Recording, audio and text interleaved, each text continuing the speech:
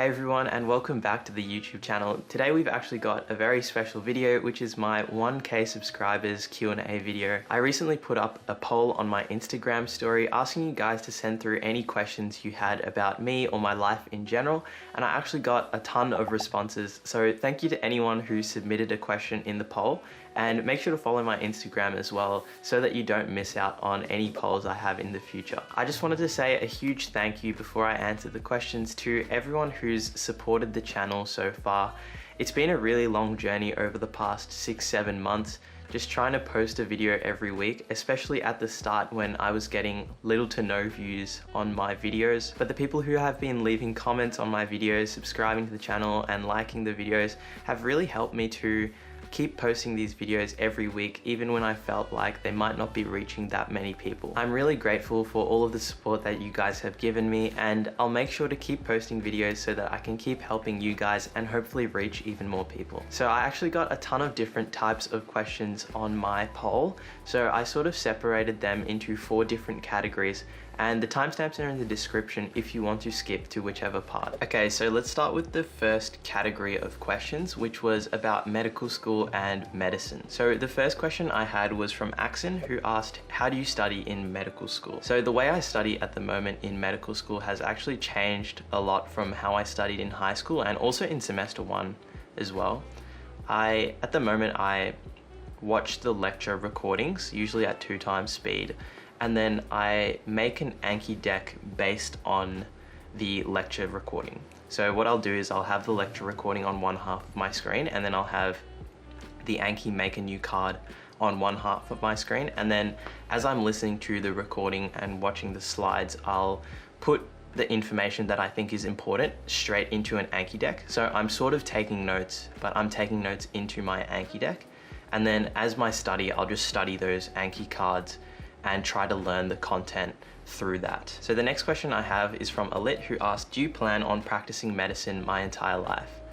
So I actually do see myself practicing medicine my entire life, although I'm not sure if I'll work medicine full time for my entire life, because I do feel like I need some sort of career regardless of what I'm doing. I need medicine to be that central thing that I always do.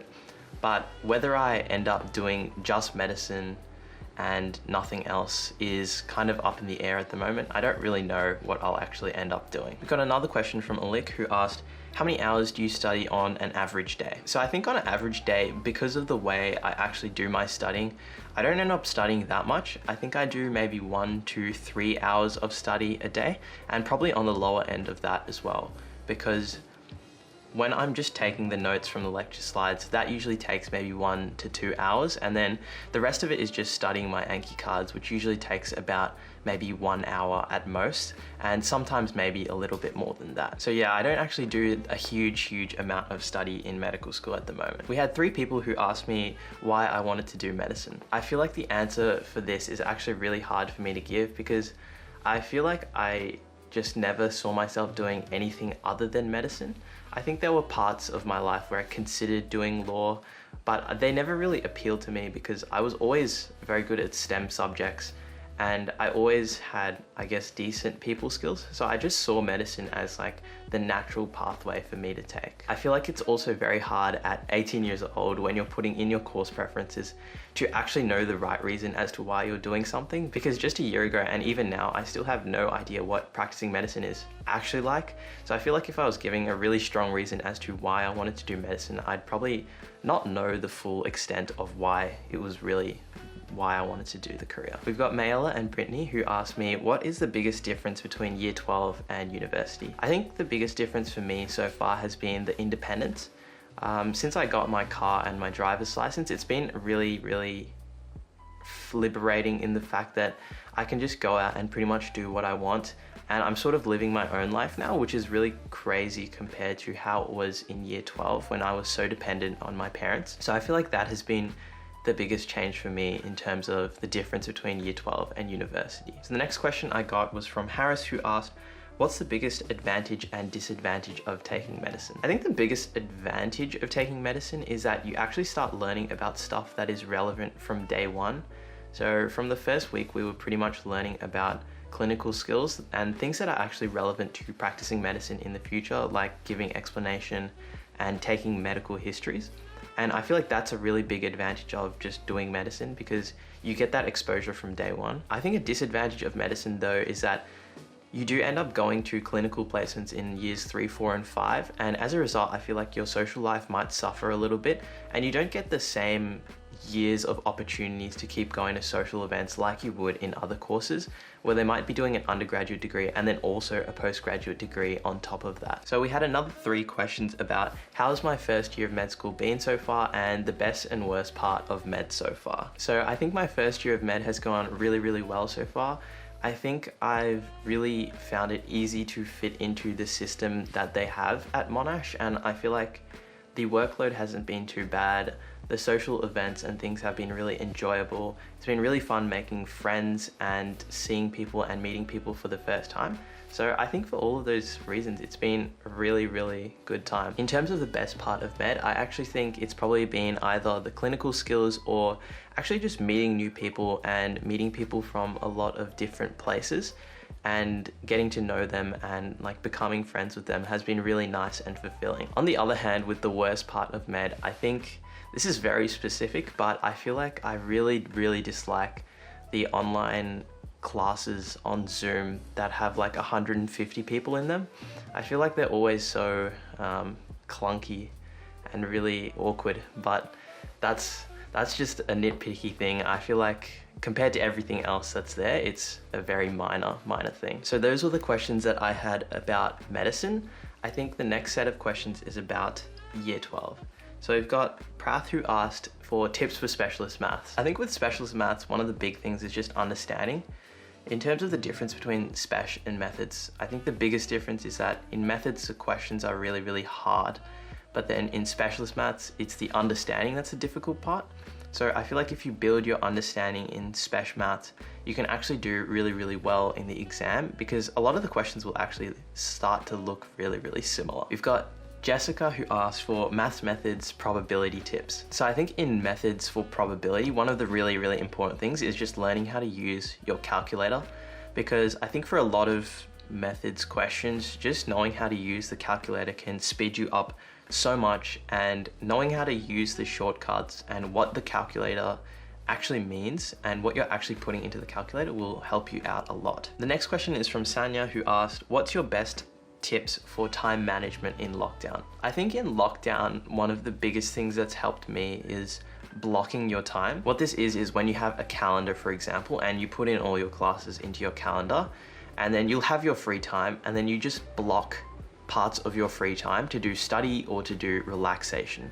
So what I do is, if I had a period of time from, for example, 2 to 6 to work, I'd block 3 hours to study and 1 hour to relax, and I'd make sure that in those 3 hours I'd be studying, and in that 1 hour I'd just be relaxing. And I feel like that's really important, because in lockdown your time tends to blend together, and if you don't set really clear boundaries, you tend to just lose track of the day and end up getting into that really like low motivation state. We've got Gil, who asked, is there anything you do different in your preparation between exams? So I'm just gonna assume that you're talking about my year 12 exams, but I think I was pretty happy with the way I prepared, but I think the only thing that I'd do differently is I'd possibly do more practice exams for all of my subjects, and I'd also maybe do a little bit more revision for English, especially in the week before the exam. So we've got Caroline, who asked, what are some tips for year 12s to stay motivated? I think some tips in year 12 to stay motivated include like getting a hobby that you can actually rely on to de-stress, because I think de-stressing is really, really important in year 12.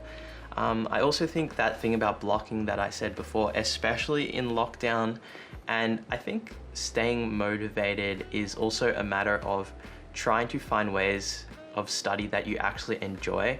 So for me, I really like just doing practice questions. So if I was saying trying to write some notes, I wouldn't feel that motivated. But if I wanted to do just a practice test, I would feel motivated to do the practice test. So I think it can help you a lot if you choose methods of study that you actually feel like doing in the first place. So I've got Jessica, who asked, what's the maximum number of hours you've studied in a day? So I think actually the maximum number of hours I might have ever studied was about 8. And I think that was a very, very rare occasion because I don't think I ever study for much longer than 6 hours, because I just feel like your productivity just decreases exponentially once you pass the sort of 6-7 hour mark.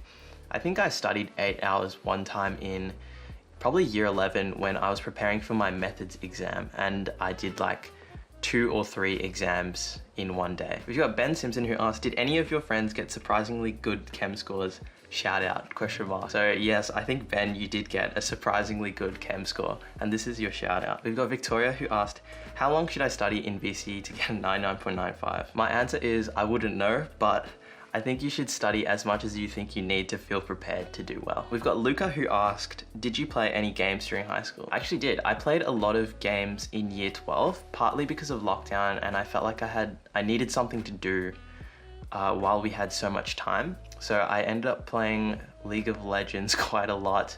I played some Valorant and I played some Terraria in year 12. But I did end up stopping playing games in about October because I wanted to start preparing for my exams a bit more, and I felt like games were distracting me. We've got Victoria who asked, how do you get over slumps of no motivation? So I think with getting over slumps of no motivation, it's partly a matter of having a look at yourself and seeing how tired you actually are, because sometimes you need to go through a slump of no motivation to then have that time in the future where you are really motivated and productive. This is something I wrote about in my email newsletter. Go check that out if you haven't already. But I think in terms of some things that you can actually do is just start by doing a really small amount of work, like 10 minutes, and seeing how you feel doing that. And if you do 10 minutes of work and you just still feel really, really bad, then I honestly recommend just writing the day off or the night off, because sometimes just trying to force yourself to study can just do more harm than it does good. Okay, so that wraps up the questions about year 12. I think the next set of questions are about the UCAT and the MMI. So I've got Brittany who asked, if you could improve one thing about your UCAT and your interview, what would it be? So I think with my UCAT, the thing that I would improve would be my verbal reasoning score. It was honestly decent, but if I had gotten a little bit higher in verbal reasoning, my score would have been even better, which would have been nice. In terms of my interview, I don't actually think I would have changed that much. I feel like my interview went really, really well in hindsight.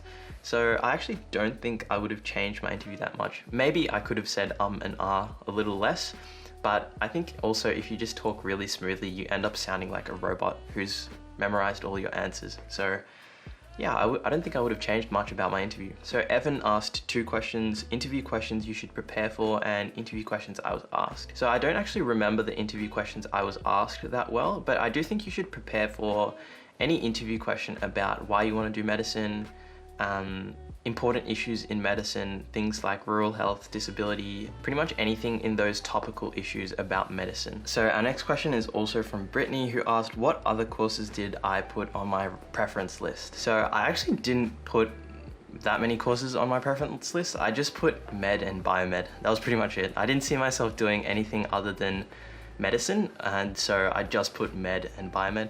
Maybe it was a bit risky, but I didn't really mind the idea of doing postgrad med through biomed pathway either. We had 2 more questions in this section, which is, when is the best time to start preparing for the UCAT and MMI, and which skill was the most important to say in the MMI? So I think the best time to start preparing for the UCAT is, it definitely depends on how well you actually want to do, but if you want to be scoring in the 3,000 plus range, I think you should spend anywhere between 4 to 6 months. Obviously you can get away with studying for less time, but I feel like if you want to do as well as you possibly can, you want to give yourself the time to actually do that preparation that you need. With preparing for the interviews, I think you only really need a month or so to prepare. I reckon if you do a lot of practice interviews and you just do some research, then you'll probably be fine for the interviews. With the skill that was most important to say in the MMI, I just assume you mean have, but I think the most important thing to have is just the ability to be able to show that you're thinking about certain issues. So I think that's the most important thing in the MMI, is just to be able to show the interviewer that you actually thought about the interview questions and that you're not just blurting out some answer that you've prepared along with 5 of your friends. So the next set of questions I have are about the YouTube channel. So we've got 3 people who asked me, what prompted you to start your YouTube channel? So I think for me, the reason I started my YouTube channel was sort of because I felt like it was an opportunity that was too good to pass up. I feel like everything lined up for me in that I did well on the UCAT and then I got a good ATAR as well. And I felt like with YouTube, if you had a degree of consistency and quality to your videos, I feel like there's almost a degree of guarantee to which you will gain an audience.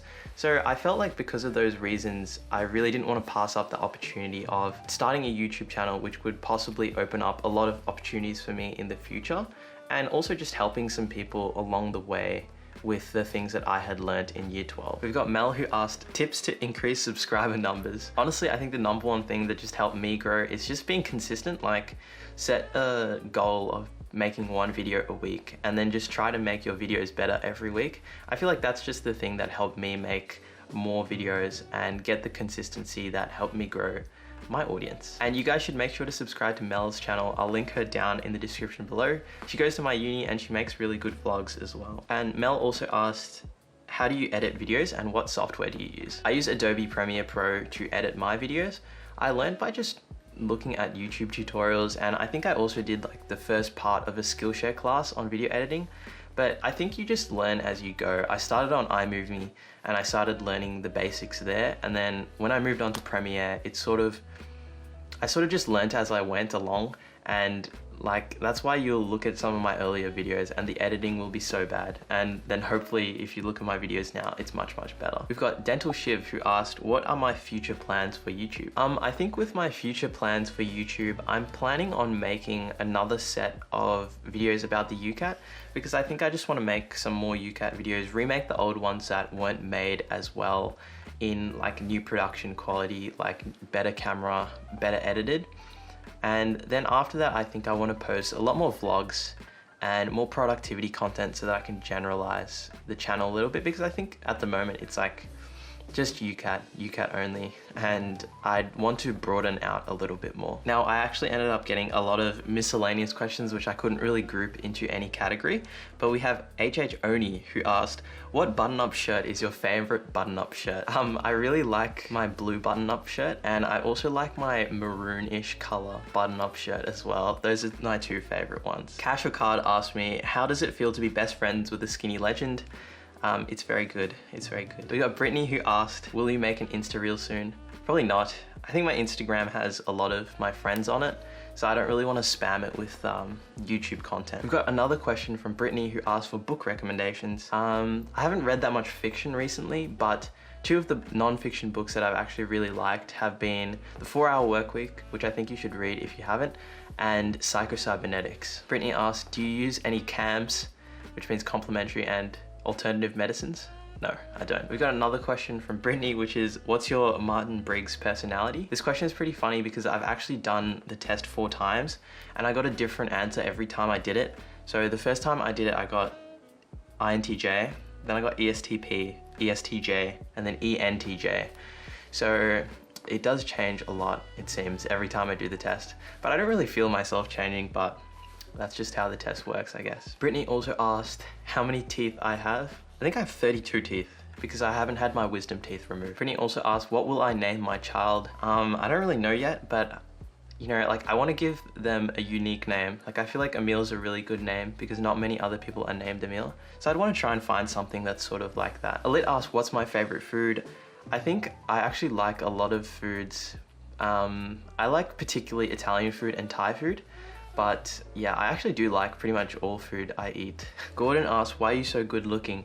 It's because I model myself after you, Gordon. Luke asked, when is the Medverse Law Spicy Mukbang Challenge? I think that's dropping after lockdown ends, so do contact me. Luke asked, when are you dropping the ASMR channel? I don't think I'm dropping an ASMR channel. Alit asked, what's my ethnicity? Both my parents are Sri Lankan. Ian asked me, how are you? I'm doing really well, honestly. Everything is going well at the moment. I couldn't complain, apart from lockdown, but I think everything else is going really well. Jeremy asked, rate your everyday stress level from 1 to 10. I'd say like probably like a 2 or 3, and then if I'm ever feeling particularly stressed, maybe like a 5 or 6. I'm not someone who gets stressed that much because I tend to like doing the stuff that I'm doing. I don't really feel overwhelmed that often. So yeah, I feel like my stress level in general is pretty low. Jay asked me, what do I do in my spare time? I think in general, I try to minimize the amount of spare time I actually have because I don't really like having time where I don't have stuff to do. But in general, I like to practice violin, I read a bit, I started playing games recently as well, and I just watch YouTube and TikTok, just the normal stuff. We got a question from Ethan and a question from James asking me whether I'm dropping my bathwater at 2K subs and when my OnlyFans career is happening. I think I'm not gonna drop my bathwater, and I might drop the OnlyFans at 500 million subscribers. Luke asked, when am I making my feature? You made your feature right now with those questions, but you are also in the vlog I think I made, and you can be in my future vlogs too. Brittany asked, what is the painting behind me in my story? That's this one here, I think. I don't really know. It's just a painting my parents bought, and I kind of liked it, so I thought that that part of the wall was looking a bit empty, so I decided to hang it up there. So that's the end of all of the questions that I got asked. If you enjoyed this video, do drop a like on the video and subscribe to the channel if you haven't already for some weird reason. And thank you all again so much for helping us reach 1,000 subscribers, and I'll see you all in the next one.